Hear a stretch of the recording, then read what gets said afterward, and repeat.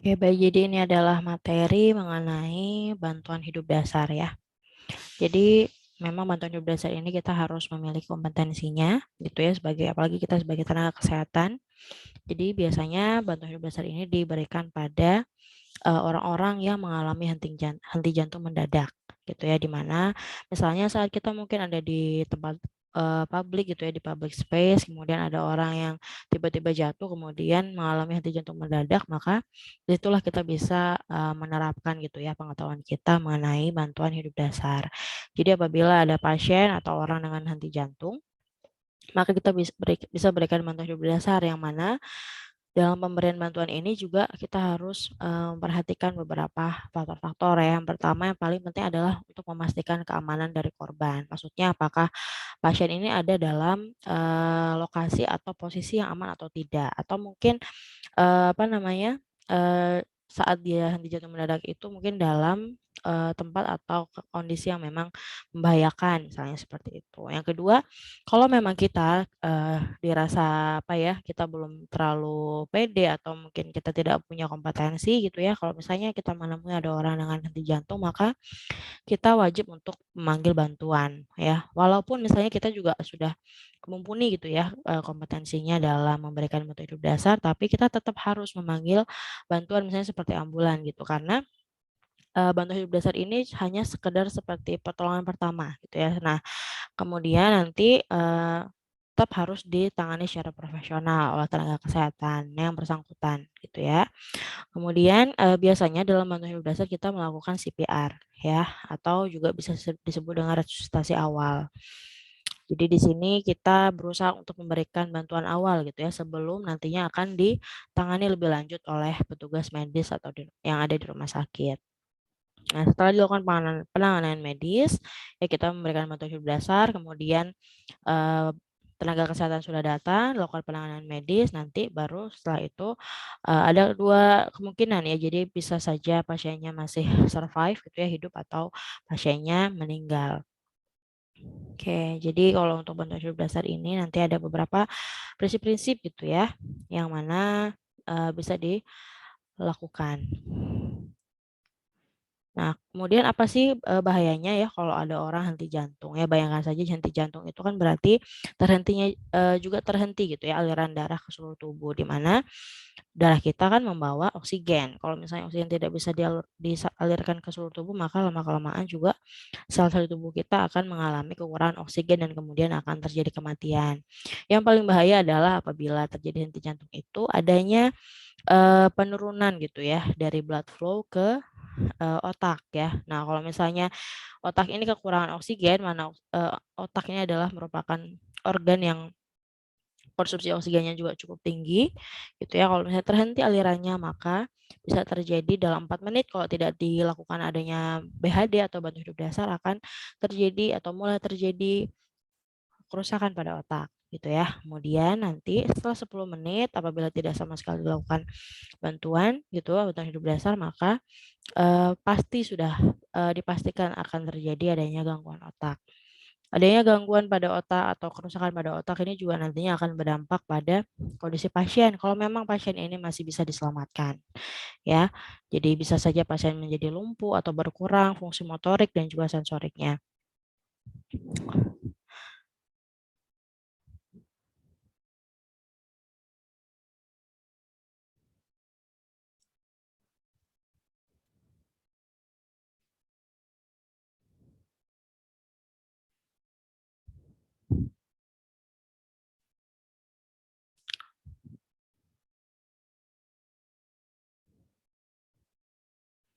Oke, ini adalah algoritma terapi yang sederhana ya. Jadi nanti ada 2 algoritma terapi, ini yang pertama saya jelaskan dulu. Jadi yang pertama kan kita tadi, prinsipnya adalah untuk memastikan keselamatan pasien ya. Jadi dalam, menolong pasien ini juga atau menolong seorang yang mengalami henti jantung, juga jangan sampai membuat orang ini akan mengalami cedera lebih lanjut gitu ya.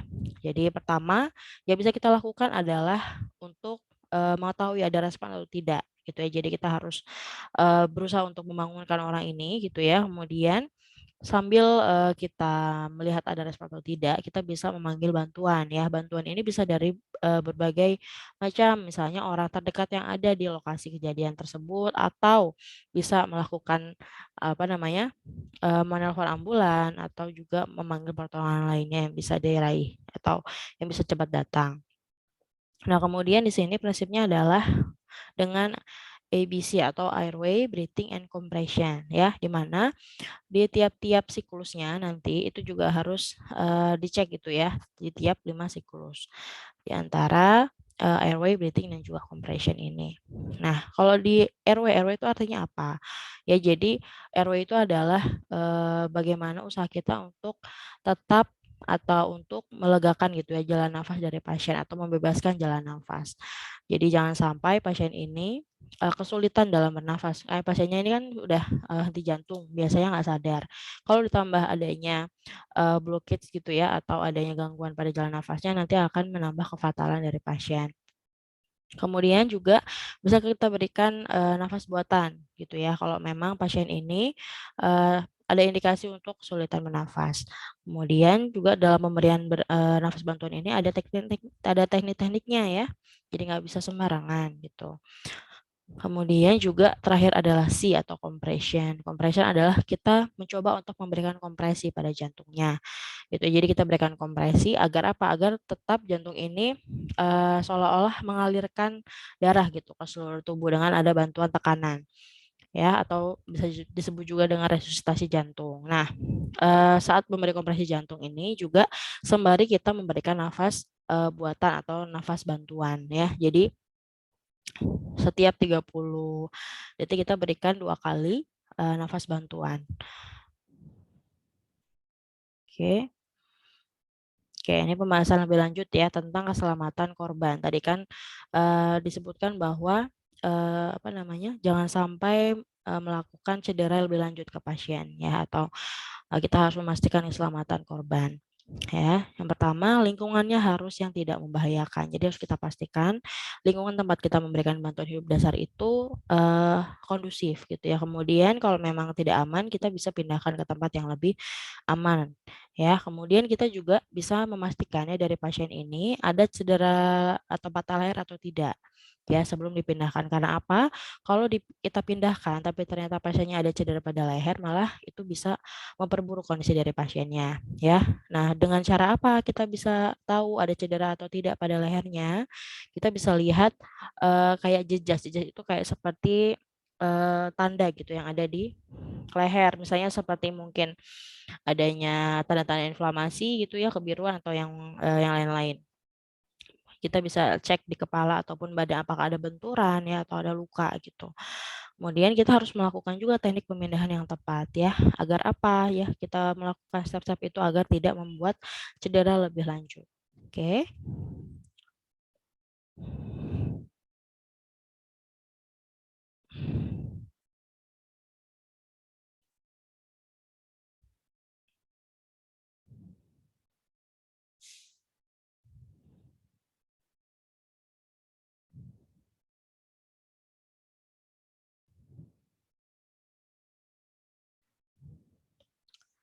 Kemudian, nah ini ya, jadi pastikan tidak ada perubahan posisi pada leher kalau memang pasiennya itu mengalami trauma. Kalau misalnya nanti sudah ada, tenaga kesehatan biasanya akan dipasangi untuk, apa namanya, alat yang akan menahan posisi leher gitu ya. Jadi kalau misalnya pasien memang ada cedera pada kepala atau leher, maka akan diberikan alat bantu seperti itu atau jaw thrust.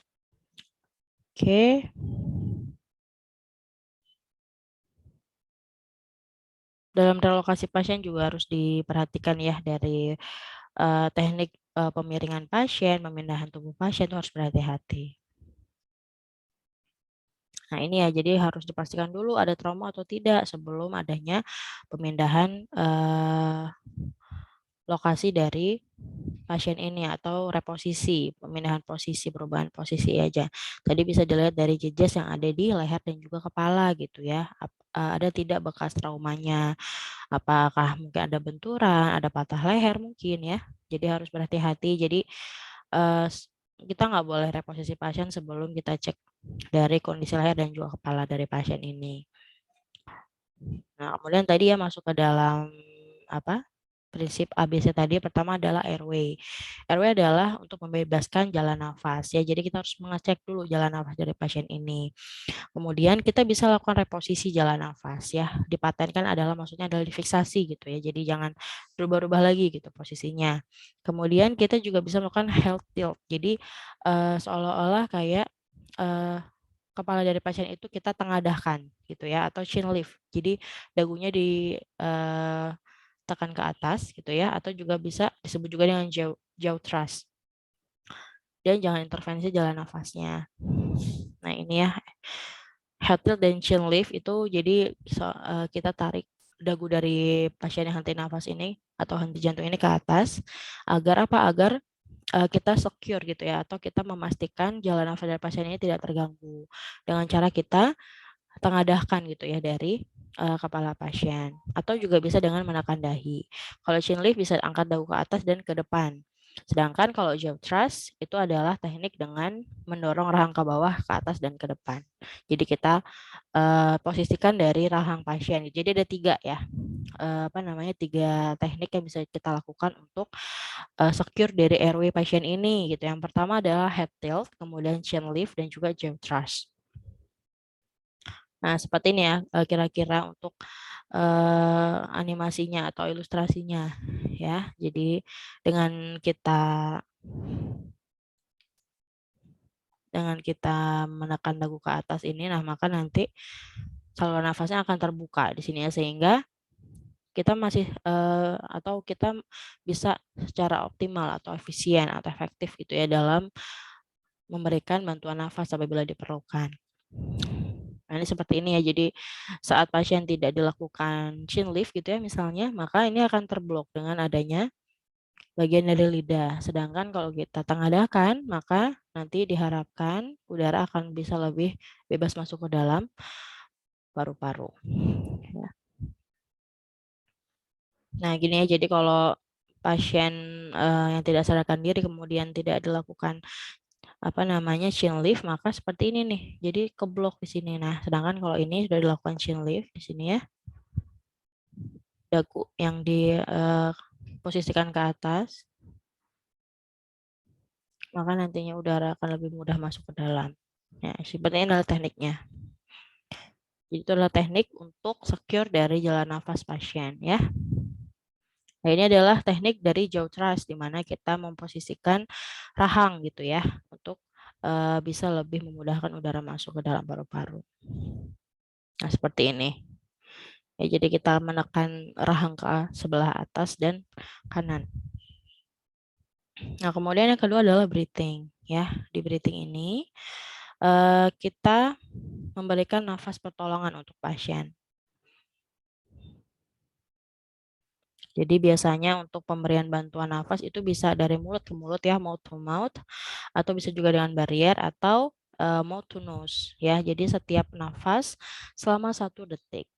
Dan pastikan kita volume dari oksigen atau volume nafas yang diberikan ke pasien ini cukup. Ya dengan apa kita bisa lihat cukup atau tidaknya adalah dengan dari pergerakan dada dari pasien ya. Jadi kalau data rasio kompresi dan ventilasi adalah 30:2. Nah, seperti ini ya. Jadi kalau misalnya memang kita mau memberikannya dari mulut ke mulut, maka kita harus menutup hidung dari pasien ini gitu. Tapi kalau sebaliknya, kalau kita mau memberikan bantuan dari mulut ke hidung, maka kita harus menutup dari eh, mulut pasien ya sebaliknya. Dan harus kita pastikan juga dari volume yang kita berikan ke pasien. Nah, kita bisa lihat dari pergerakan dada dari pasien yang ada ya. Jadi saat kita berikan bantuan nafas, maka seharusnya dada dari pasien akan mengembang. Oke. Nah, pemberian nafas juga bisa dilakukan dengan adanya alat seperti ini ya. Jadi kita bisa masukkan oksigen ke dalam paru-paru pasien dengan lebih efektif sebenarnya seperti itu. Nah, ini juga harus dilihat ya teknik dari penekanan sungkupnya. Nah, di sini kita lihat bahwa orang ini sambil menekan dari bagian rahang dari pasien agar benar-benar ketat gitu ya, jadi nggak ada udara yang keluar. Kemudian adalah circulation. Sirkulasi ini ada maksudnya sirkulasi darah ya.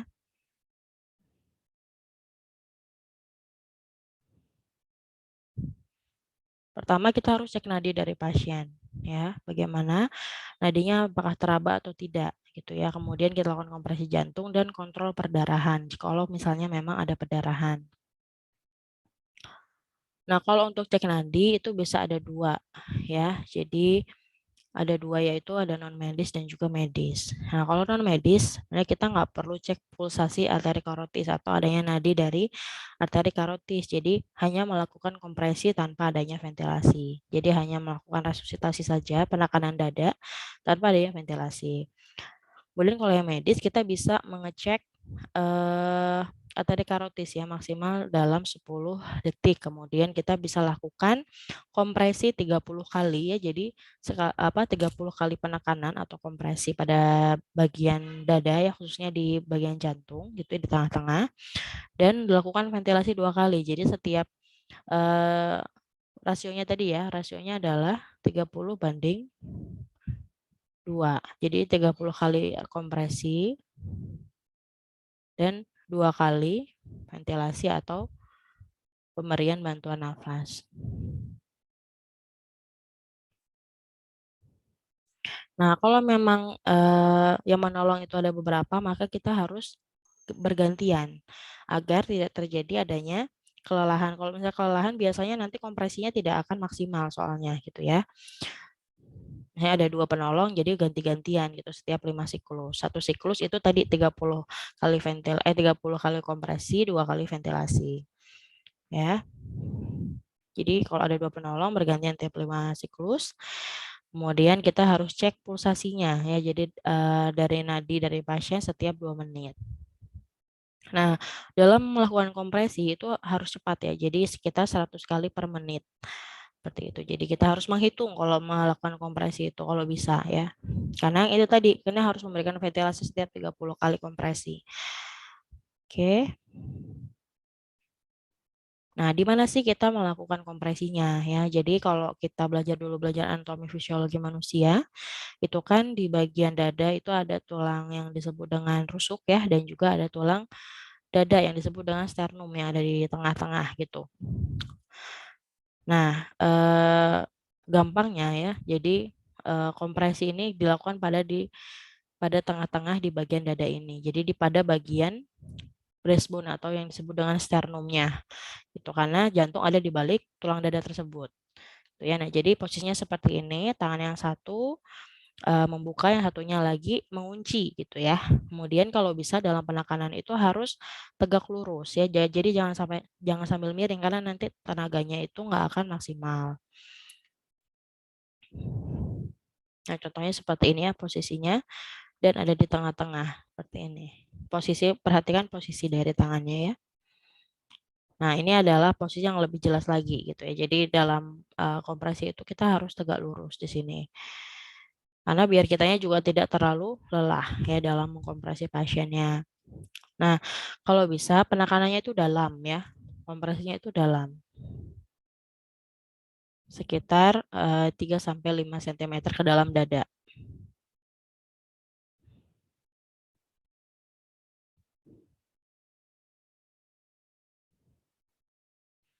Nah, sembari kompresi perhatikan rasionya ya, 30 kali kompresi, 2 kali ventilasi. Seperti itu. Nah, ini yang harus diperhatikannya kompresinya itu harus yang kuat, sekitar 4 sampai 5 cm ke dalam dada. Kemudian cepat ya, yaitu 100 kali per menit minimal. Ya, kemudian jangan sampai ada interupsi. Kalau ada interupsi biasanya nanti ada stop kompresinya gitu ya. Jadi nggak boleh stop kompresinya, harus terus-menerus. Nggak boleh, harus continue ya. Kalau ada penolong lain bisa bergantian setiap 2 menit. Oke, baik. Nah, kemudian kita harus juga review penanganan dari sirkulasinya. Seperti apa nadinya yang kita observasi tadi ya. Setiap 5 siklus, kemudian juga kompresi jantung, bagaimana tekanan darahnya. Kalau misalnya ada perdarahan, kita bisa lakukan berhentian perdarahan tersebut. Nah, kalau ini yang bisa dilakukan dengan petugas medis ya, resusitasi cairan dengan IV line. Kemudian kita monitor dari apa namanya? Saturasi oksigennya, dari detak jantung, dari respiration rate-nya ya, tekanan darah gitu dan juga EKG-nya untuk melihat ada tidak abnormalitas gitu ya pada elektrokardiogramnya. Nah, ini untuk algoritma yang lebih detail lagi ya. Jadi kalau ada pasien tidak sadar, kita bisa berikan panggil bantuan gitu ya. Nah, sembari memanggil bantuan kita harus cek nadi pasien. Kalau misalnya nggak ada nadi, boleh mulai kompresi jantung dengan rasio yang sama, yaitu 30:2. Nah, kita tadi harus mengobservasi pasien setiap 2 menit ya, plus juga cek nadi gitu ya. Kalau masih nggak sadar juga pasiennya, maka kita bisa ulangi atau dilakukan repetisi dari kompresinya. Tapi kalau pasien sadar bisa diobservasi gitu ya. Nah, kemudian ini tadi kalau yang ke arah sini gitu ya, nggak ada nadi. Sedangkan saat kita cek nadi ternyata ada nadi, maka kita bisa berikan pemberian nafas juga pertolongan gitu ya.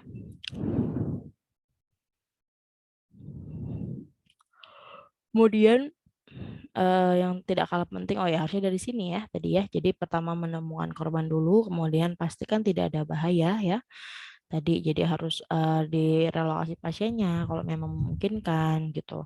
Jadi harus cek dulu lingkungannya apakah kondisi atau tidak, baru cek ada kesadaran dan respon. Jadi dengan cara memanggil-manggil pasiennya Pak gitu misalnya atau Bu gitu dibangunkan pasiennya. Kalau yang tidak sadar baru kita bisa lanjut ke bawah.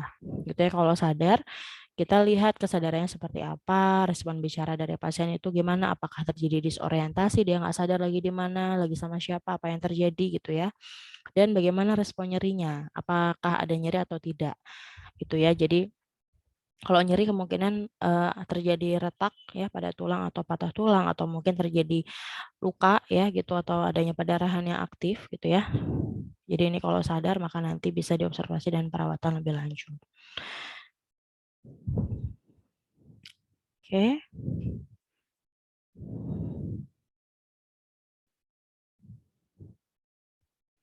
Nah, kalau ini adalah apa namanya?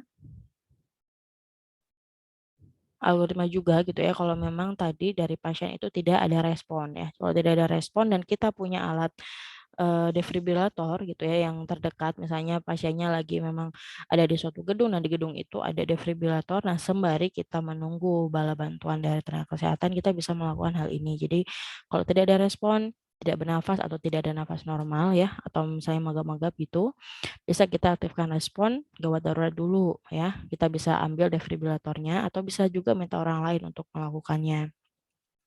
Kita cek nadi dari pasien terlebih dahulu. Kalau misalnya nadinya jelas, bisa diberikan 1 kali nafas setiap 5 sampai 6 detik dan kita cek ulang nadinya setiap 2 menit. Gitu ya. Tapi kalau misalnya tidak ada nadi nih, tidak ada nadi yang teraba atau terdeteksi, maka bisa dimulai siklus kompresi dadanya ya. Tadi dengan 30 kompresi, 2 kali nafas bantuan atau ventilasi. Nah, saat ada defibrilator, maka kita cek irama jantungnya apakah bisa di-shock dengan defibrilator atau tidak. Kalau misalnya bisa, maka kita bisa berikan 1 shock atau kejutan. Setelah itu kita lanjutkan CPR-nya atau kompresinya ya selama 2 menit. Tapi kalau tidak bisa dilakukan shock dengan defibrilator, maka bisa dilanjutkan dengan CPR secara segera ya selama 2 menit dan sama. Jadi pengecekannya atau observasinya adalah setiap 2 menit dan terus dilakukan sampai petugas medisnya datang. Dengan cara itu diharapkan nanti pasiennya bisa atau bisa meningkatkan harapan hidup dari pasien gitu ya. Nah, ini adalah contoh pasien ya. Tapi prinsipnya sama antara pasien trauma dan non trauma. Trauma adalah adanya gitu ya, apa namanya? Luka biasanya atau mungkin pasien kecelakaan, pasien yang jatuh gitu. Pasien yang trauma biasanya ada cedera gitu di tubuhnya, sedangkan yang non trauma mungkin memang ada gangguan pada jantungnya, biasanya seperti itu. Nah, ini untuk bantuan hidup dasar tadi prinsipnya adalah terus dilakukan ya hingga bantuan datang. Kemudian kita harus juga menyerahkan ke tenaga medis dan telah dievakuasi ke rumah sakit. Nah, prinsipnya adalah jangan hentikan kompresi sebisa mungkin ya. Kalau kita sudah melakukan kompresi, maka lakukanlah terus kompresinya itu. Kalau misalnya merasa kelelahan, boleh digantikan dengan orang lain. Oke, terima kasih. Semoga bisa dipahami. Selamat siang.